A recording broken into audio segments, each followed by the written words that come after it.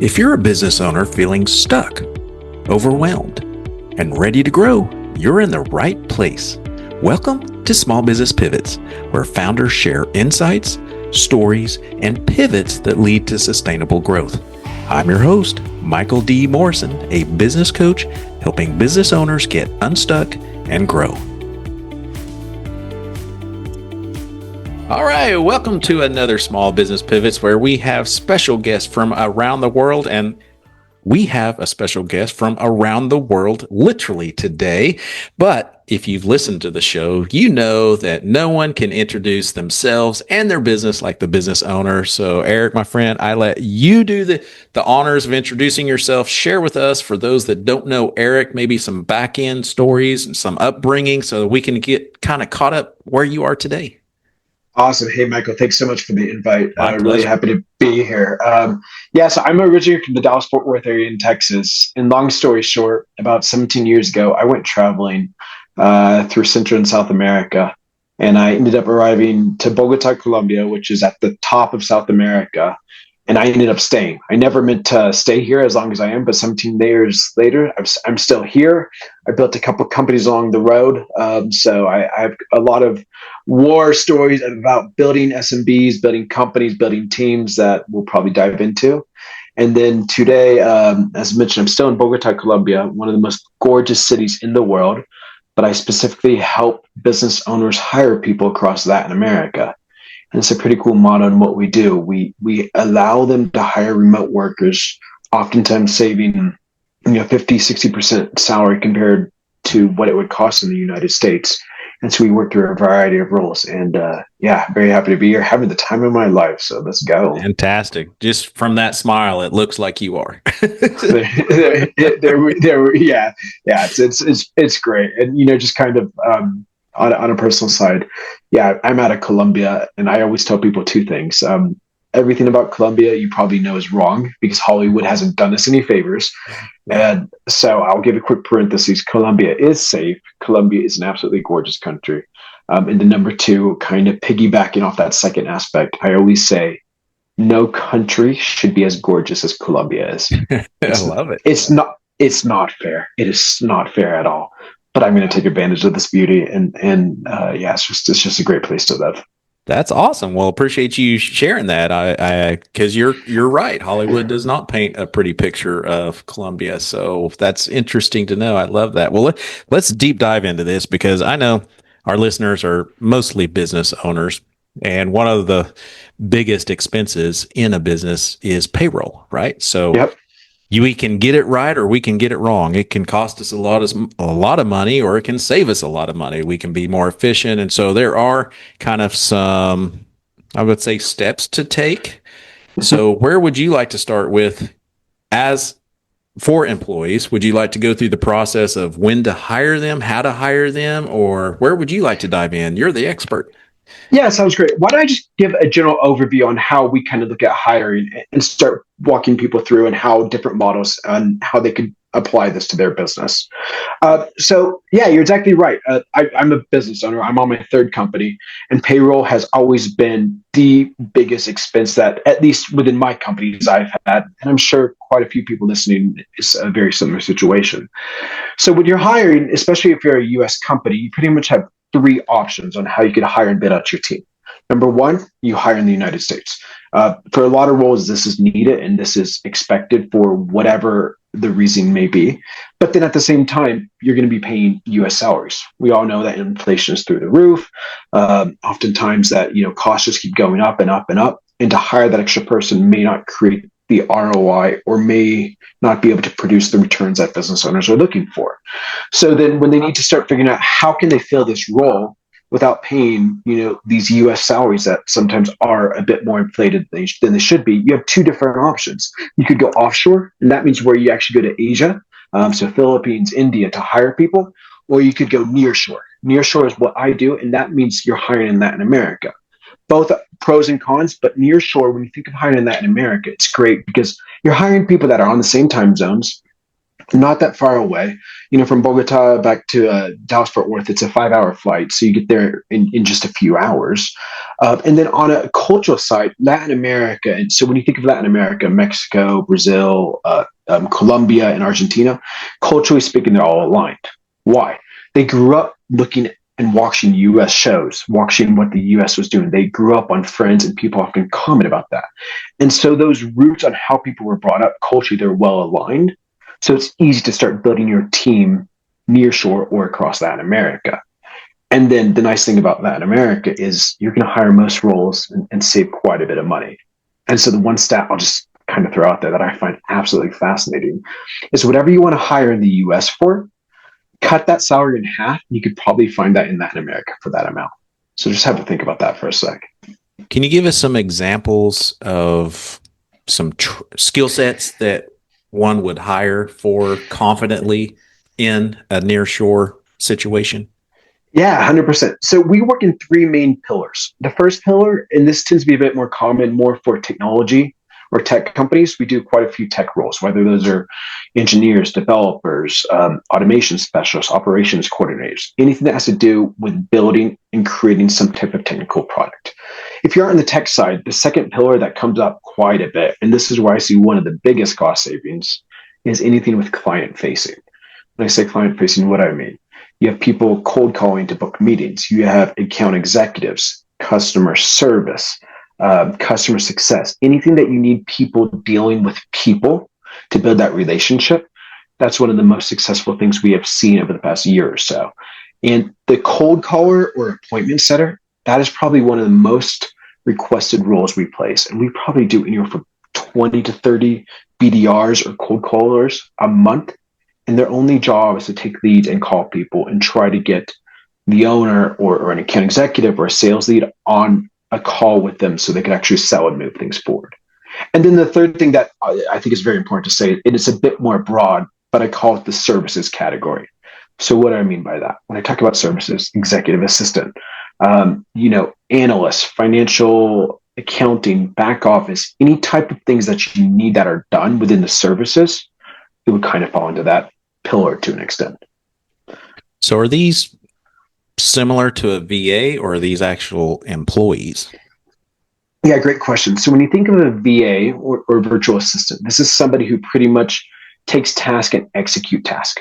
We can do that, but more often than not, where people are going to see the savings is when they actually find people or roles that give them the capabilities to hire and do their job. So they do become full-time employees, and our motto is pretty straightforward. We go out and help find the best people to work with our specific client or company, and then the company hires them. And you could hire them as a 1099 contractor, you could hire them as employee, or anywhere in between. And so they become an extension of your team, and they're actually doing what you need. And the only difference is they're just dialing in from a different country. And more often than not, you're not even going to notice. So when we're talking about business growth, you mentioned roles. So if you're growing a business, which you have multiple businesses, can you talk about the structure your business really needs? Because I know a lot of business owners, they get themselves in trouble by overstaffing. They go, oh, I need someone to answer the phone. And they hire a full-time person to sit there. And they're like, well, Lulu never does anything. All she does is sit there and wait for so can you talk about how to structure that before you start just hiring for these specific tasks? Yeah, exactly. So, yeah, as mentioned, this is my third company, and I kind of joke I have a lot of horror stories to prove it, and that's I lost all my hair because of that. So, for those watching, you can see I'm a very, very bald guy. But when you are trying to grow companies, grow or maintain or sustain, I mean, the first thing I would say, especially if you're going to start staffing, the owner or whoever's hiring has to sit down and really think through, what does this role accomplish? What is the main goal? So if the only goal is to answer the phones, my question would be, well, then what type of call volume do you have to warrant somebody only answering the phones? And so I'll give you a very good example. I'm going to go back to the cold caller because, once again, this is one of the most common roles. So a problem we see quite a bit, or a challenge that companies have, they say, an owner will come and say, I need more appointments. Okay, so then I'll ask, well, why do you need more appointments? So I can sell. Okay, cool. So what are you currently doing to get more appointments? Oh, we do some Google ads. Okay. Well, do you have some leads or contacts you could call? Yeah, but I don't have time. Great. Ching, ching. We just identified it. And so suddenly they have identified that they have, let's say, 1,000 companies that they could call. And they know that this role they could hire, and one person would own, their only job is to call 1,000 companies every month to book appointments for the owner or for the sales executive or VP of sales, however it's set, to get them on the phone. So when you are going to staff and grow up, I always say, think realistically, what is the goal of this role? And then we start to work backwards and reverse engineer it and develop and build out that role. I'm sure you piqued the interest of business owners because sales is also just as important as employees. But for example, I bet some listeners are going, well, I wonder how much they would cost. So are you paying them like an employee salary or hourly wage, or are you paying commission for those sales setters? Yeah, great question. So I'll specifically is just stay on the BDR or the sales appointment cold caller, because like I said, I think this is a role that companies are in constant need of. So you usually have two ways to hire, but the most common is that you would bring them on as a 1099. 1099, for those who aren't familiar, is pretty much as a contractor. So you're not paying the full statutory benefits, but you are paying them a full-time salary to work and execute their job. BDR, cold callers, on general, I'm seeing them go in the market. You're paying around $24,000 a year, which is at least half of what you would pay somebody in the US. Yeah. And then I always say, this is the most important aspect. So for those listening, listen to this part and take notes. But anybody who goes into sales never takes the job for a base salary. They go in for the commissions. And so I always say you have to structure a compensation plan that motivates them to go out and sell more. And I always say, if you're paying them $24K a year for a base salary, ideally they're going to be doubling that salary with their commissions and bonuses. But on the other side of that, they're hopefully bringing you or the company owner or the VP of sales an extra couple $100,000 a year, or however it's structured. And then I always say, who cares how much you're paying them if they're tripling, quadrupling, 10 times, 10 timing your revenue and helping the company grow. And that's how you structure that and make that work. So you moved from the US to where you're at did you have business experience moving there, or you just happened to start getting into entrepreneurship? So I studied finance in the US, and I was thankful. Now I could say thankful. In the moment, it wasn't, but I graduated in 2008. And I'm sure a lot of people remember 2008 was not a good time to be a college grad, much less a finance grad. Yeah. And the economy was collapsing. it was collapsing. Like finance was like the last role that they were hiring for.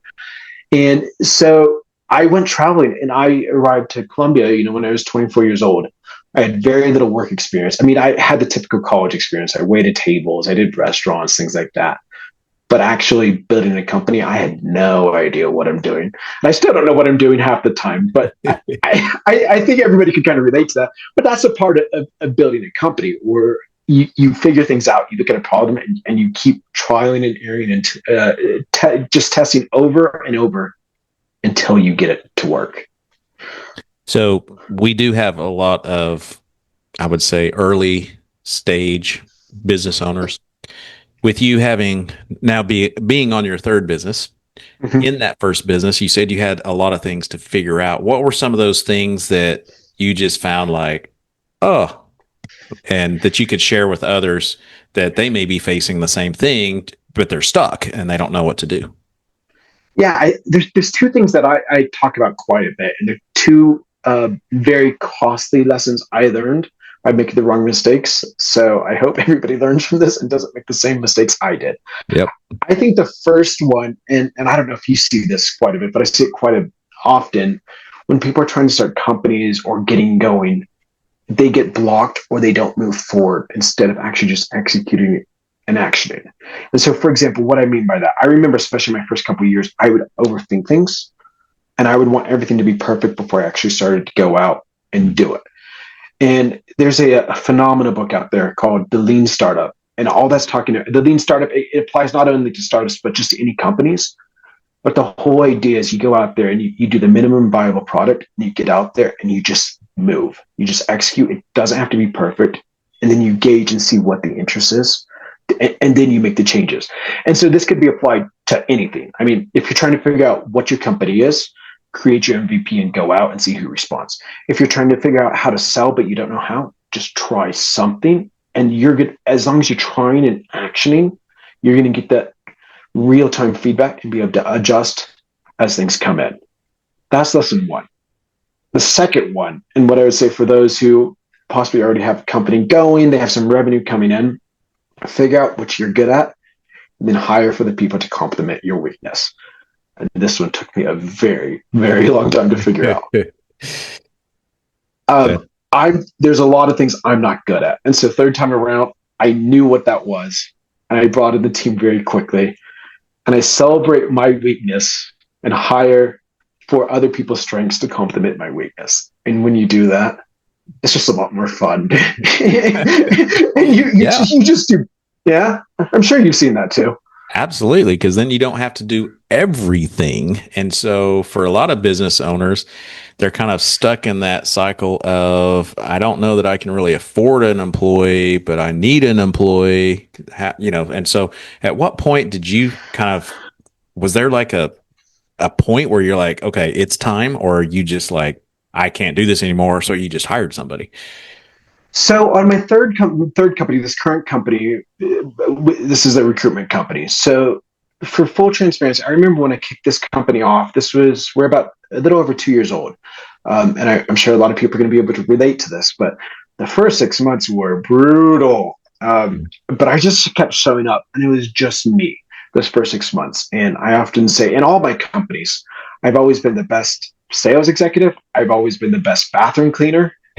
And anything in between.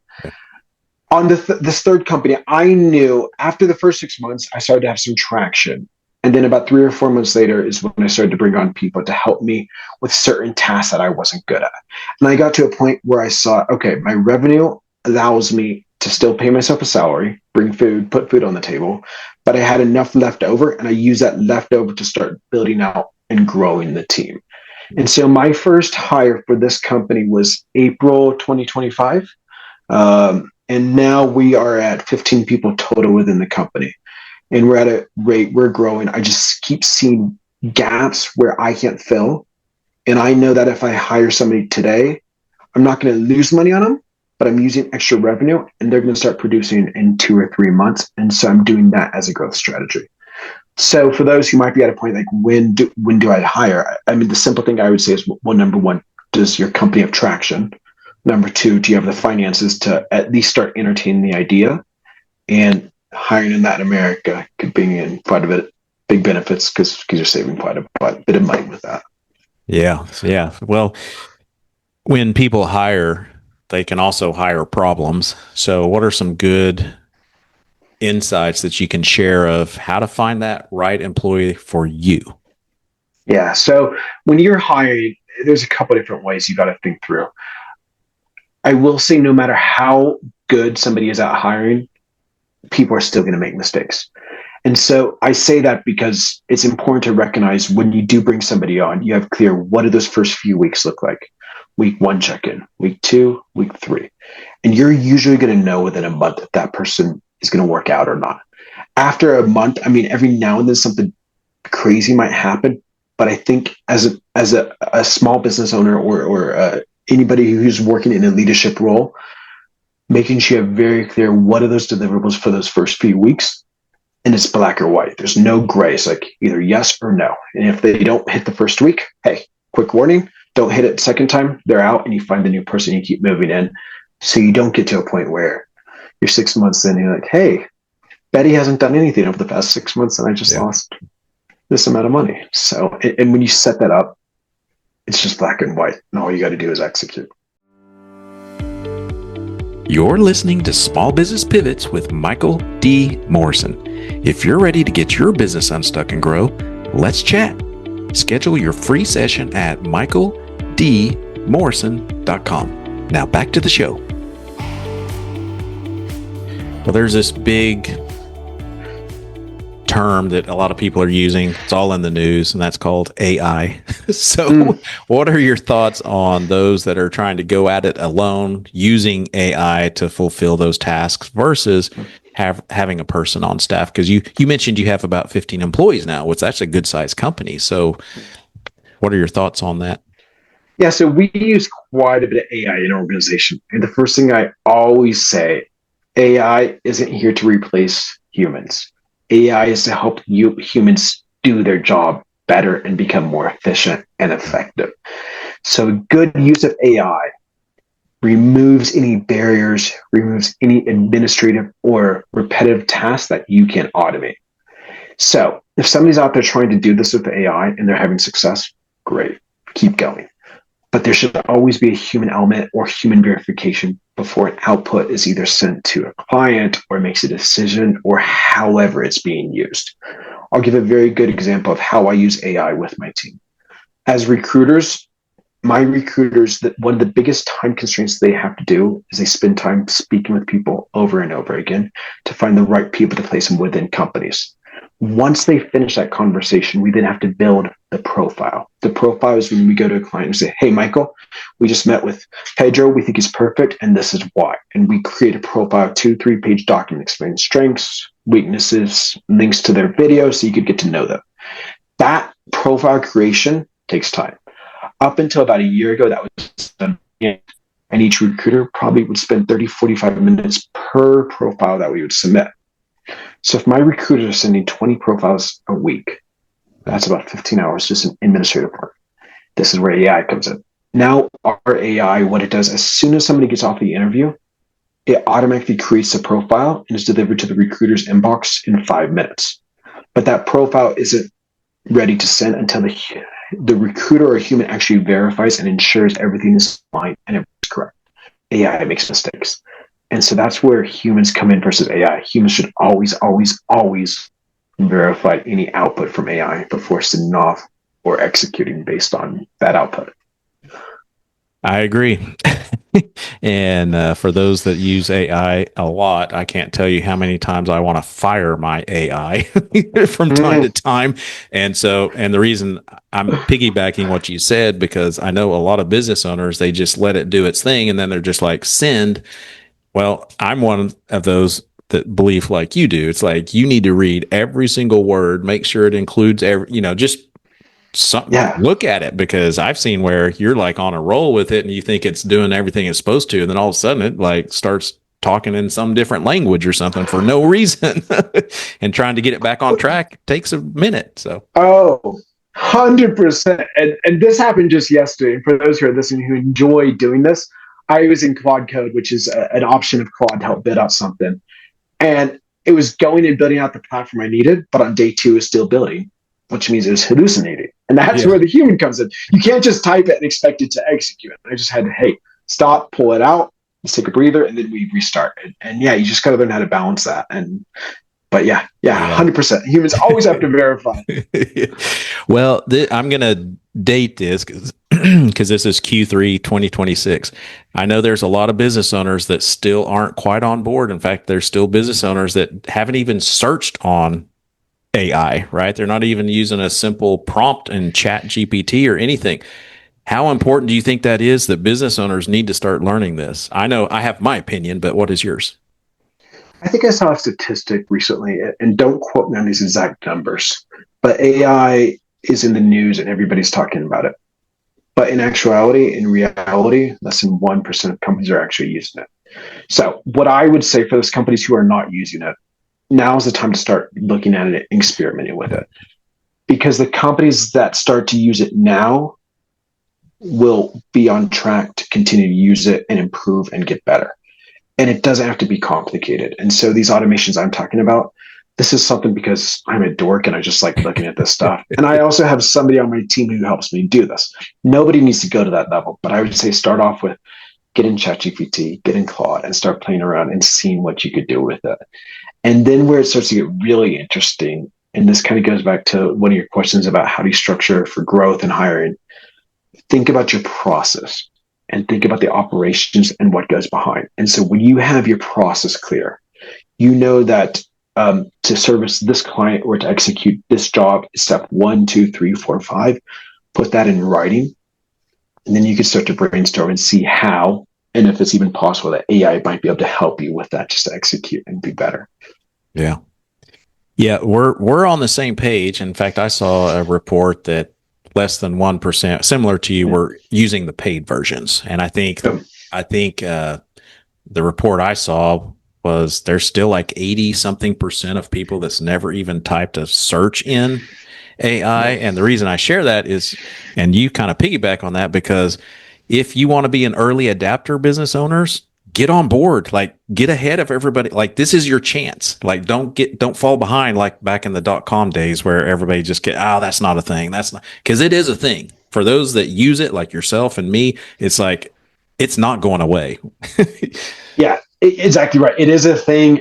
And what I would say, I'm going to go back to AI is not here to replace people, but the companies who don't embrace it, I do think there are going to be challenges in a few years. But I would also kind of clarify, this isn't something to be scared of. Don't stress out about it. Don't stress out about it. If you're not using it, it's not too late. And it is a lot of fun. Get in there and just play with it. And I remember I started playing with it in 2023 when it was first coming out. And I remember I'd be playing with it for hours upon hours. And my wife would have to come in and remind me. And she's like, Eric, it's 10 p.m. Time to turn off. I'm like, oh, what? So it is just get and explore and have fun with it. Yeah, absolutely. Well, you mentioned this is your third business. So the show is Small Business Pivots, which we talk about pivots that business owners have made that they could share with others. Were there any in those businesses, pivots that you've made that you're like, yes, that saved my world? Yeah, several. So my first company was, this is kind of where I started to really learn about hiring.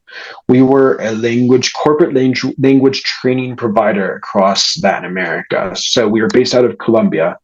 But what we were doing, we were teaching English, Spanish, French, and Portuguese to companies and corporate executives around Latin America. And I mean, the biggest pivot, and I'm sure everybody remembers this, is when pandemic hit. We were doing in-person training. And I remember in a matter of days, we had everybody had a lockdown, but I remember specifically in Colombia, we had military lockdowns because they were trying to control the virus. And so we couldn't leave at all, our houses or places for a couple months. And so, I mean, imagine our entire business model, we had to quickly pivot and move over to virtual. And now it's not complicated because we've been living in a virtual world. But in 2020, we rarely used Zoom. Nobody used Google Meet. Like it was just a very different time, and having to pivot and think on our feet to an extent saved that company from not going bankrupt.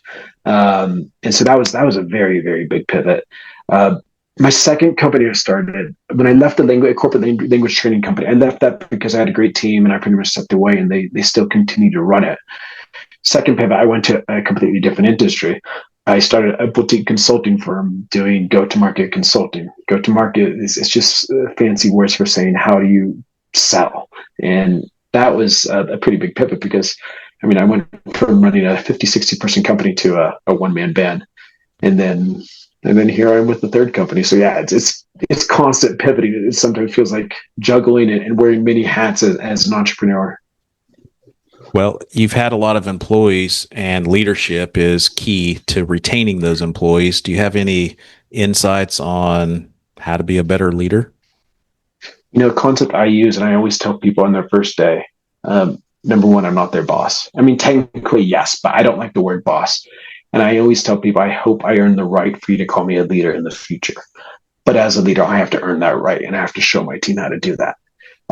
Now, that took me a good 10, 12 years to learn. And I think even now I'm still learning. But as a leader, I mean, how do you lead with empathy, lead with like genuine love for what you do. And when you start to learn and lead from that aspect, you're on a boat and everybody's rowing harder because they want to, not because you're yelling. And I think that's the difference between a boss and a leader.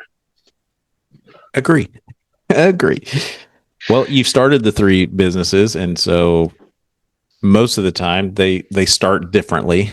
But if you started a fourth company, what would you do first? Like, what are some of the steps that you've learned that you're like, I would do this, then this, then this? Because there's some companies and business owners that reach out to us. They're a decade or more old, and they're still operating like they were on day one. And they can't get unstuck. Yeah, I think, something I did for this third company, and I feel like I'm actually doing this third company right. The first two, I did it. Third time's a charm. But one thing I did, and I tell a lot of people this, is like, figure out what problem you're actually solving before you do anything. And this is where it gets really, I can just sit down, and I don't care how you do it. I don't care if you go lock yourself in an office for a day, I don't know, on a road trip, but just think through what is the challenge or what is the problem you're solving. Because I guarantee you, if you figure out what that problem is, you aren't selling. And when you're solving somebody's problem, you're saying, I'm here to help you. So, hey, Michael, you need to hire 10 people. You can't afford them. Let me help you with that. I could help you build that 10-person team for less than half of what you're actually budgeting. And so I'm not selling anything. I'm just helping take away the biggest headache you have. And when you think through that, you could solve that. You're somebody's guardian angel, and you're never selling anything. Absolutely. No, that's a great tip, because there's still businesses today that don't even know who their ideal client is, right? When you ask them, they're just like, well, anybody that needs blah, blah, blah. And it's like, no, no. Doesn't work that way. Yeah. And thinking about like the ideal client or ideal client profile, ICP, that's something else. You hit it right on the head, because I think this is so important. And even people who are currently running companies, your ideal client, that's something I'm thinking and refreshing every 3 months. And so whatever your company is now, that's something you always got to be going back and thinking, refining, and trying to figure out where the challenges and pain points are. And I don't have a lot of changes every 3 months, but it's something I'm constantly doing and thinking about. And every now and then I'm gonna have a small tweak, small change. And because that I have my ICP so clear, I'm able to quickly identify, and I could visualize my ideal clients, and I understand their feelings, their frustrations, and their pains.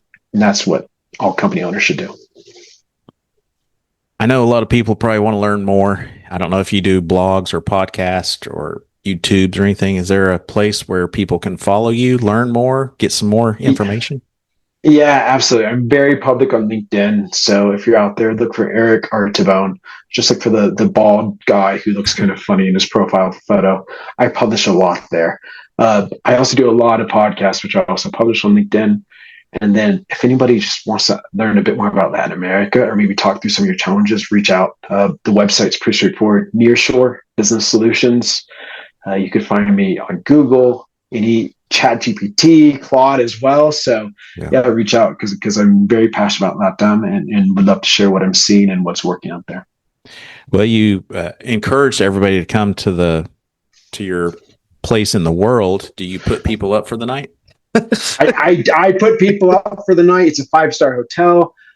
You're also going to get breakfast in bed served by me. So I'm going to wake you up at 5 a.m. A bald guy's going to run in and bring you breakfast in bed. So yeah. And yeah, just Bogota, Colombia, everyone out there. It's one of the most gorgeous countries out there. Put it on the map, and come visit whenever you can. It sounds like it. It's definitely on my map. So I know a lot of times I've been on podcasts, and there's a few things that I'd still like to dive deep into. And usually I end with a question, but I'm just going to ask you, there's so much involved with employees, right? We have personalities, we have leadership, we have payroll, all that stuff. Is there anything that we didn't cover that you feel like might be beneficial for our listeners to hear? Yeah, a couple of things to wrap it up. I would say, for those who are out there thinking about hiring or growing teams, Latin America could be a good option. I'm not going to say it's the best. It depends on your situation, but think through it. And that's something I'm happy to do. And then, when you think about payroll and culture, what I would say is hiring internationally is much easier than anybody expects. And I often say, if you're in Oklahoma and you want to hire somebody in Texas, the complications are just the same as if you're in Oklahoma and you want to hire somebody in Latin America. And those are things that are pretty straightforward, that I can always walk people through. And then from a cultural aspect, and leadership, just be a leader, lead with empathy, and have fun. Life is short. None of us are getting out here alive, so enjoy the ride. Absolutely. All good stuff. Well, you've been a blessing to many today, Eric. I appreciate your time and insights, and wish you continued success. Well, thank you so much. Hey, Michael, it's been such a great time on here, and look forward to staying in contact and hopefully joining you again. Absolutely. My pleasure. Thanks for listening to Small Business Pivots. If you're ready to get unstuck and grow, schedule your free coaching session at michaeldmorrison.com. On social media, you can find and connect with me using the handle Michael D. Morrison OKC. And if today's episode helped you, subscribe and share it with other business owners. Until next week, keep pivoting.